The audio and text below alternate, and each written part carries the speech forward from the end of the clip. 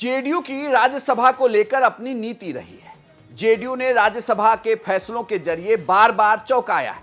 चौंकाने वाले फैसले इस तरह से रहे कि अगर आपको याद होगा कि जब केंद्र में मोदी सरकार बनी तो जेडीयू के कोटे से एकमात्र मंत्री बने वो भी आरसीपी सिंह, लेकिन आरसीपी सिंह की सदस्यता बीच में ही खत्म हो गई और जेडीयू ने उन्हें रिपीट नहीं किया।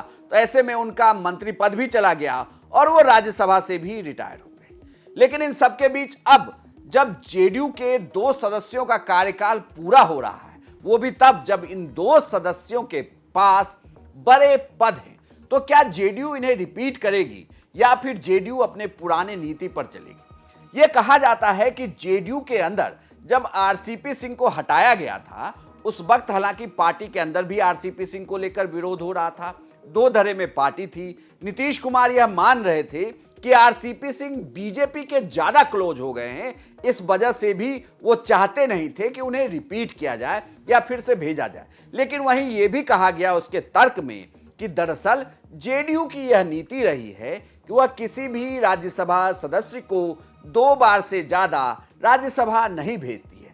ऐसे में मुश्किल होगी हरिवंश जी के लिए भी और मुश्किल होगी रामनाथ ठाकुर के लिए भी। हरिवंश जी फिलहाल जेडीयू के कोटे से राज्यसभा सदस्य हैं और राज्यसभा के वो उपसभापति भी हैं। उनके पास महत्वपूर्ण पद है। इतना ही नहीं, रामनाथ ठाकुर केंद्र सरकार में मंत्री हैं मोदी कैबिनेट में। तो मुश्किल ये है कि अगर ये दोनों को जेडीयू राज्यसभा नहीं भेजती है तो फिर इन पदों का क्या होगा, और अगर यहां से ये हटते हैं और जेडीयू किसी नए सदस्य पर यह दाव लगाती है तो क्या एनडीए उन सदस्यों को भी तरजीह देगी? ये एक बड़ा सवाल होता है, क्योंकि आपको याद होगा कि आरसीपी सिंह को जब जेडीयू ने हटाया तो उनका मंत्री पद भी चला गया, राज्यसभा से भी गए और उन्होंने बाद में पार्टी भी छोड़ दी, बीजेपी ज्वाइन कर लिया। फिर बीजेपी के बाद उनके राजनीतिक रास्ते हैं अपने जो लगातार चल रहा है। लेकिन इन सब के बीच अगर आप फिलहाल जेडीयू की स्थिति देखें तो आप देखिए कि जेडीयू में क्या चल रहा है। हरिवंश जी लगातार राज्यसभा में रहे 2 टर्म, अब वो राज्यसभा के उपसभापति थे, तो जेडीयू के पास एक बड़ा पद भी था।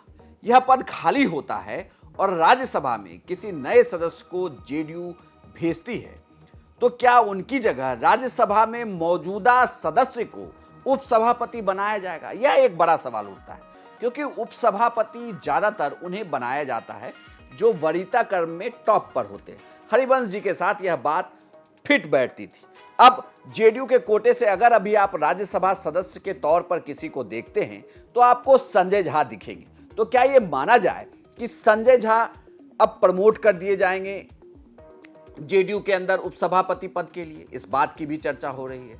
या फिर ये उपसभापति का पद भी किसी और के पास जाने वाला है? अब इस चर्चा को थोड़ा आगे बढ़ाइए और समझिए कि रामनाथ ठाकुर का क्या होगा।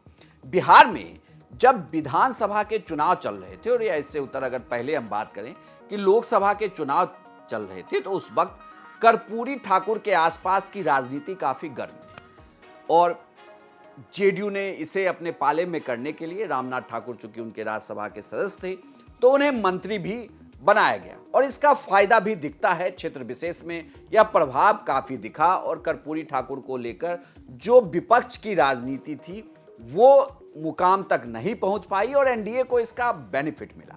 लेकिन अब जब उनका राज्यसभा का कार्यकाल खत्म हो रहा है, वो भी दूसरी बार, तो उनका मंत्री पद भी चला जाएगा और जब मंत्री पद चला जाएगा तो इसके बाद जेडीयू जिन्हें राज्यसभा भेजेगी, क्या वो मंत्री बनाए जाएंगे? यहां भी चर्चा चल रही है कि ये कैसे होगा और क्या नए भेजे गए सदस्य मंत्री बनाए जाएंगे या फिर पुराने को ही प्रमोट किया जाएगा? अब यहीं पर खेल फंसा हुआ है।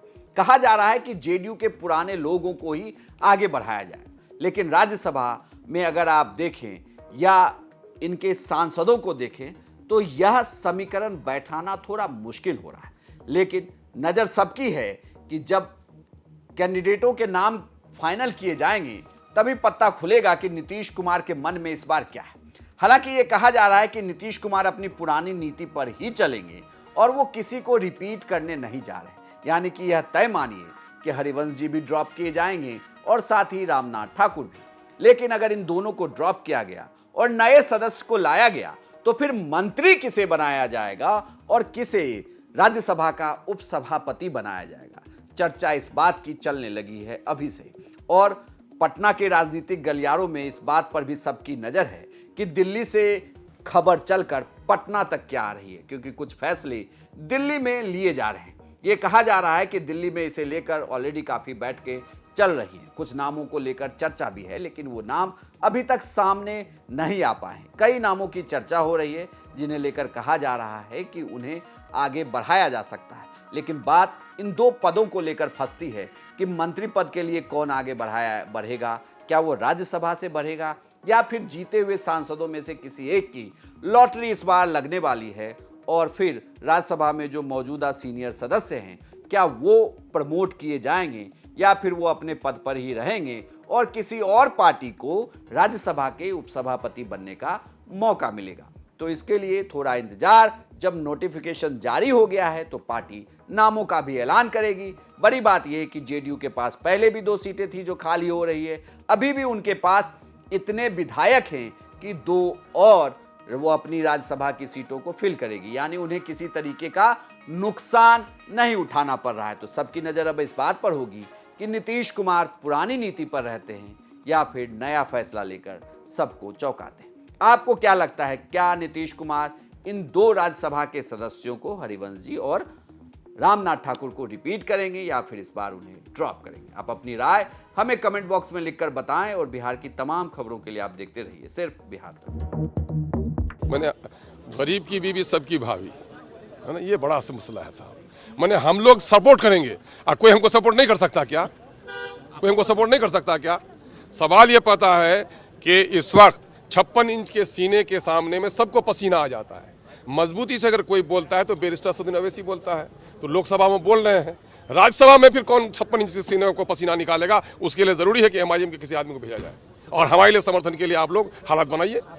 42 लोगों पर नोटिस जारी किया गया है, क्या लगता है? अरे भाई 42 लोगों पर, यहाँ तो सबसे पहले नोटिस जारी होनी चाहिए बिहार सरकार पर कि बिहार सरकार ने प्रलोभन, इससे बड़ा 1 करोड़ 54 लाख के खाते में during election period, campaigning period में पैसे गए, इससे बड़ा प्रलोभन क्या हो सकता है? कोई भी योजना सैंक्शन है तो कोई भी विधायक जाकर उसका फीता नहीं काट सकता, उद्घाटन नहीं कर सकता, शिलान्यास नहीं कर सकता। तो आखिर क्या वजह है कि जस्ट इलेक्शन के करीब में आपने फैसले लिए और ड्यूरिंग इलेक्शन कैंपेन आपने पैसे भेजे? इस सरकार को नोटिस होनी चाहिए। आप लोग कैसे 5 जीत गए सर? है? आप लोग कैसे? अरे ये मामला नहीं होता तुम 25 जीत के आते हो ना, वो देखिए कैसी बात करते हैं। खेती दहाई हुई है तो आप टोटल नहीं है कल्याण में कुछ, आप तो जब मामला कर रहे हैं।